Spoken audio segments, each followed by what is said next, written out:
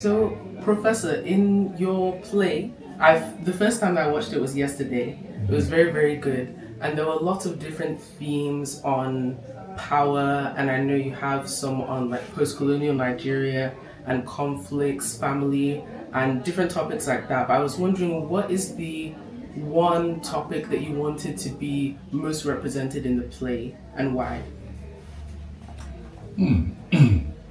That's a very difficult question because so many impulses are beating on your imagination, sometimes several at the same time. But I think what struck me most, what really pushed me to write the play, especially the way it did, is the prospect, the projection of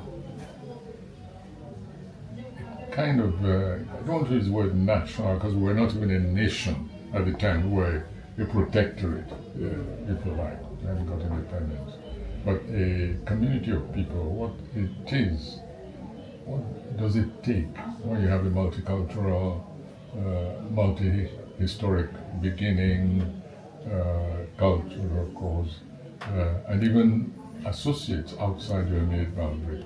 What is it that makes it possible to retain that plurality and at the same time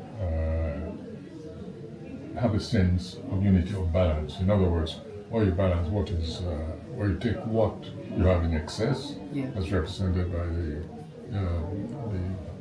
forested areas, for instance, and then you have the shortage, other items.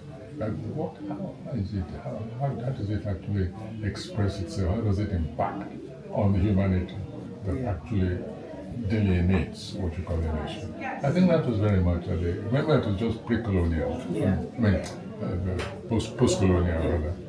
And so that I think would be what I would choose for now. I might change my mind tomorrow.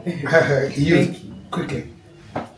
I haven't watched the play, but I've read it.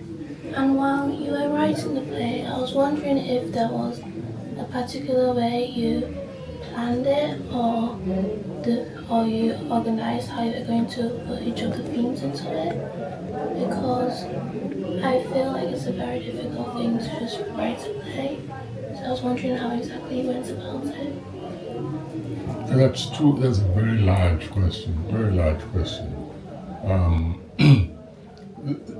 Let's try and understand it by saying that by that time, when I wrote that young play, I had already discovered that I was more inclined towards the theatrical, dramatic way of expressing my experiences, my anticipations, my shall we say, even my insecurity at the time, but I had definitely found that I was more at home with the theatre, mostly because I suppose I love images, and on stage what you're doing is creating images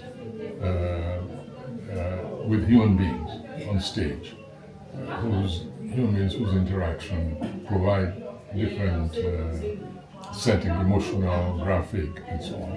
And that's what attracted me to theatre. So when you ask that kind of question, I find it difficult to say exactly why I use a particular mode for the theatre. I suppose the subject dictates itself.